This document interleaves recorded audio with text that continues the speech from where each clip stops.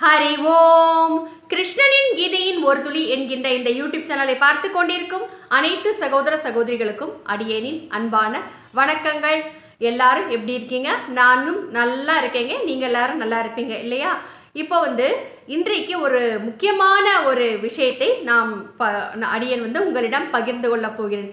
என்ன என்றால், நிறைய பேருக்கு திருஷ்டினாலே பல தொல்லைகள் ஏற்படுகிறது. வியாபாரத்தில் முன்னேற்றம், ப்ரமோஷன் கிடைக்கல, உடம்புல வியாதிகள் வருது, என்னன்னே தெரியாமல் ஒரு சில காய்ச்சல் அடிக்குது, கை காலெல்லாம் வலிக்குது, இந்த மாதிரி விஷயங்கள்லாம் ஏற்படுது. காலையில் ஒரு சில சமயத்தில் காலையில் எந்திரிக்கும் போதே உடம்பெல்லாம் வலிக்குங்க. நல்லா நைட்டெல்லாம் நல்லா தூங்கியிருப்பீங்க, இருந்தாலும் காலையில் எந்திரிக்கும் போதே இந்த உடல் வலியோடு இருக்கும். உடலில் கொஞ்சம் சோர்வு இருந்துக்கிட்டே இருக்கும். மனசில் ஒரு உற்சாகம் இருக்காது. இந்த வேலையை செய்யணுமா அப்படின்னு ஒரு சமயத்தில் ஒரு சிந்தனை ஏற்படும். இந்த மாதிரி விஷயங்கள் எல்லாவற்றுக்குமே நம்முடைய கண் திருஷ்டி தாங்க, பிறருடைய கண் திருஷ்டி தாங்க காரணம். கல்லடி பட்டாலும் கண்ணடி படக்கூடாது அப்படின்னு சொல்லுவாங்க இல்லையா? சரி, இப்படி இருக்கிற அந்த கண் திருஷ்டி எல்லாவற்றையும் எப்படி போக்கிக் கொள்வது அப்படின்னு நாம் இப்போ பார்ப்போம். முதல்ல சிம்பிளாக ஒரு விஷயத்தை அப்படின்னு சொல்கிறேங்க. நமக்கு இந்த உடம்பு வலி, கை கால் வலி, இந்த மாதிரி விஷயங்கள்லாம் ஏற்படும் போது காலையில் எழுந்தவுடன் கல் உப்பு இருக்கு இல்லையா, அந்த கல்லுப்பை கொஞ்சம் கையில் எடுத்துக்கோங்க. இந்த கல்லுப்பை கையில் எடுத்துட்டு வலது பக்கமாக 3 முறை, இடது பக்கமாக 3 முறை உங்களுக்கு நீங்களே சுற்றி, பல் கூட விளக்கக்கூடாதுங்க. காலையில் எந்திரிச்சோன்னா இந்த வேலையை பண்ணணும். சுற்றிட்டு அதுக்கப்புறம் உங்கள் வாஷ் பேஷனில் போய் நீங்கள் இந்த கல்லுப்பை போட்டுருங்க, இல்லாட்டி கொலாக்கடையில் அந்த கல்லுப்பை போட்டு கரைச்சி ஊற்றிடுங்க. அவ்வளோதான். இது செஞ்சாலே உங்களுக்கு இந்த உடம்பு வலி இருக்கு இல்லையா, அது தானாக குறைஞ்சிரும். இல்லை, இதுக்கு மேலே பல பிரச்சனைகள் வீட்டில் ஏற்படுது, நமக்கும் சரி பிள்ளைகளுக்கும் சரி, இந்த சின்ன குழந்தைங்க இருக்காங்களே அவங்களுக்கும் சரி திருஷ்டியெல்லாம் நிறைய இருக்குது அப்படின்னா, அதுக்கு மேலே சின்ன குழந்தைங்களாக இருந்தால் சூடம் சுற்றி போடலாம். அதே மாதிரி பெரியவங்களும் சூடம் சுற்றி போட்டுக்கலாம். அதுக்கு மேலே நிறைய திருஷ்டி இருக்குது அப்படின்னா நீங்கள் என்ன பண்ணலாம், உப்பு, மிளகு, கடுகு, கொஞ்சம் 4-5 மிளகாய் வத்தல், அதுக்கு பிறகு வாசலில் இருக்கிற மண் இருக்கு இல்லையா, இந்த 5ஐயும் வச்சு சுற்றி போட்டு எரிச்சிடணும். அந்த மாதிரி பண்ணலாம். குழந்தைகளுக்கும் பண்ணலாம், நீங்களும் அதை பண்ணிக்கலாம். ஒருத்தர் மற்றவர்களுக்கு பண்ணும் பொழுது அப்படி பண்ணி முடிச்சுட்டு வீட்டுக்குள்ளே வந்த உடனே போய் எல்லாருமே திருஷ்டி எடுத்தவங்களும் சரி, யாருக்கு திருஷ்டி எடுத்திருக்காங்களோ அவங்களும் சரி, எல்லாரும் கை காலெல்லாம் கழுவிட்டு தலையில் லேசாக தண்ணி தெளிச்சுக்கணும். அதைத்தான் நாம் இதெல்லாம் செஞ்சுக்கிட்டே இருக்கோம். சரி, இப்படி தொடர்ந்து இந்த உப்பு மிளகாய் எல்லாம் சுற்றி போட்டாச்சு. அதுக்கு பிறகு அதை விட பவர்ஃபுல் என்னென்னா, எலுமிச்சம்பழம் சுற்றி போடலாம். எலுமிச்சம்பழத்தை 2ஆ நறுக்கி குங்குமத்தை தடவி அதே மாதிரி வலது பக்கம் வலது கையில் வச்சு இந்த பக்கம் 3 தடவை, இந்த பக்கம் 3 தடவை சுற்றி இப்படி கிராஸாக ரோட்டில் போய் போட்டு வந்துடணும். 3 முக்கு ரோட்டில் போய் போட்டு இப்படி வந்துடணும். திரும்பி பார்க்காம வந்துடணும் இல்லையா? எலுமிச்சம்பழம் எடுக்கலாம். அதை விட திருஷ்டி கழிக்கிறதுக்கு பூசணிக்கால திருஷ்டி கழிச்சா அவ்வளோ ரொம்ப நல்லதுங்க. சரி, இப்படி எல்லா விதத்துலேயும் திருஷ்டி கழிச்சாலும் சரி, ஏதோ ஒரு திருஷ்டி கோளாறுனால இருக்கிற பிரச்சனைகள் இருந்துக்கிட்டே இருக்கு அப்படின்னா, ஒரு அற்புதமான ஒரு திருஷ்டி கழிக்கக்கூடிய மந்திரம் ஒன்று இருக்கிறது. அதுவும் துர்காதேவிக்கு உரிய மந்திரம். இந்த மந்திரம் நான் சொல்ல உங்களுக்கு ஸ்க்ரீனில் வருங்க. நீங்கள் பார்த்து எழுதி வச்சு கண்டிப்பாக மனப்பாடம் பண்ணிக்கணும். அப்படி மனப்பாடம் பண்ணாதான் உங்களால் சுற்றும் போது சொல்ல முடியும். அந்த திருஷ்டி மந்திரத்தை நான் இப்போ சொல்கிறேன், கேளுங்க. ஓம் ஹ்ரீம் தும் துர்கே பகவதி மனோகிரக மன்மதமத ஜிக்வா பிசாச்சீருத் சாதயோத் சாதய ஹிததிருஷ்டத்ய ஹிததிருஷ்டி பரதிருஷ்டி சர்ப்பதிருஷ்டி சர்வதிருஷ்டி விஷம் நாச்சய ஹூம் ஃபட் ஸ்வாஹா. அவ்வளோதாங்க. இதுதான் திருஷ்டி கழிப்பதற்கு உரிய மந்திரம். நிறைய ஸ்லோகங்கள், நம்ம இறைவனுக்கு மேலே ஸ்லோகங்களை கூறுறோம், அதே மாதிரி பாடல்களை பாடுறோம், நிறைய இருக்கு இல்லையா? அந்த வழிமுறையில் இந்த திருஷ்டி கழிக்கக்கூடிய துர்காதேவியை வணங்கி செய்யக்கூடிய இந்த மந்திரமும் வருதுங்க. இந்த மந்திரத்தை துர்காதேவியை வணங்கி பிரார்த்தனை செஞ்சுட்டு நீங்கள் திருஷ்டி சுற்றும் போதே இந்த மந்திரத்தை சொல்லி இந்த எல்லா விதமான பொருட்களையும் வச்சு நீங்கள் சுற்றி போட்டால் கண்டிப்பாக எப்பேற்பட்ட திருஷ்டியும் கழிந்தே தீரும். சரி, அப்படி இந்த திருஷ்டி மந்திரத்தில் என்னதான் இருக்கு அப்படிங்கிறது நம்ம பார்த்துருவோம். அதற்கு உண்டான அர்த்தத்தை இப்போ நான் சொல்கிறேன், கேளுங்க. ஓம் ஹ்ரீம் தும் துர்கே அப்படின்னு சொல்கிறோம் இல்லையா, துர்காதேவியே துர்கா தேவி தாயே அப்படின்னு சொல்றோம்.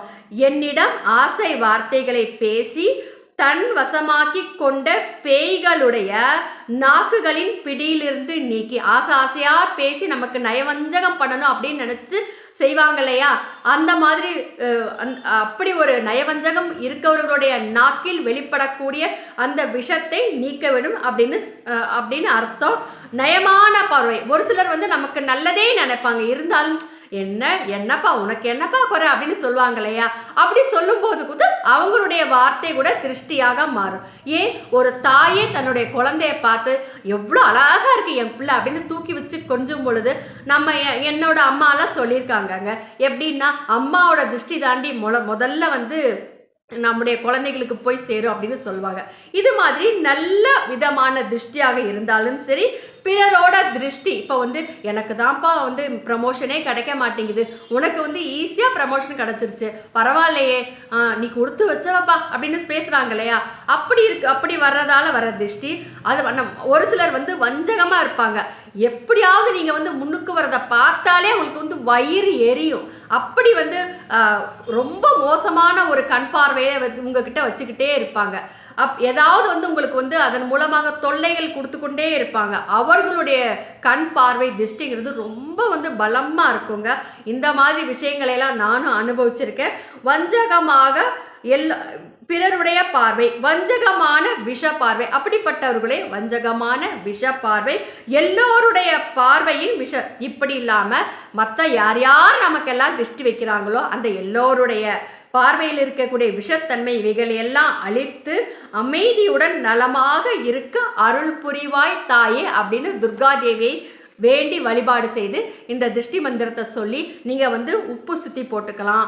அதுக்கு பிறகு நான் சொன்னேன் இல்லையா, இந்த மிளகு, மிளகா வத்தல், அதுக்கப்புறம் கல் உப்பு எல்லாம் சேர்ந்து ஒரு இது சொல்லேன் இல்லையா, அதை ஒரு காகிதத்தில் வச்சு நல்லா இந்த பக்கம் சுற்றி இந்த மந்திரத்தை சொல்லி போட்டு எரிச்சிடலாம். அப்படி இல்லையா, துர்காதேவினாலே நமக்கு எல்லாருக்குமே தெரியும் எலுமிச்சை பிரியை இல்லவா, எலுமிச்சை பழத்தில் 2 பக்கமும் குங்குமம் தடவி இந்த மந்திரத்தை சொல்லி உங்களுக்கு நீங்களே கூட பண்ணிக்கலாம். அதே மாதிரி நீங்கள் மற்றவங்களுக்கு கூட பண்ணலாம். பண்ணும்பொழுது வலது பக்கம் 3 தடவை, இடது பக்கம் 3 தடவை சுற்றிட்டு இப்படி கிராஸாக தூக்கி போட்டுட்டு வந்துடணும். அப்படி செய்யும் பொழுது கண்டிப்பாக திருஷ்டி கழிந்தே தீரும். அதே மாதிரி பூசணிக்காய் வச்சு கூட இந்த மாதிரி இதே மந்திரத்தை சொல்லி குடும்பத்தோட நீங்க இருந்துட்டு இப்போ ஒரு வீட்டுக்கு கிரகப்பிரவேசம் பண்றீங்க, நல்லா எல்லாருடைய கண்ணு நமக்கு பட்டிருக்கும் இல்லையா, அப்படி இருக்கும் பொழுது நம்ம குடும்பத்தோட இருக்கும் பொழுது வேறு ஒருவர் யாராவது ஒருத்தரை வச்சு நீங்க பூசணிக்காவில் சூடத்தை ஏற்றி வச்சு இந்த திருஷ்டியை நீங்க சுத்தி போட்டு சுற்றிட்டு அதுக்கப்புறம் முச்சண்டியில் போய் உடச்சிட்டு அதை அப்படியே போட்டு வந்துடாதீங்க.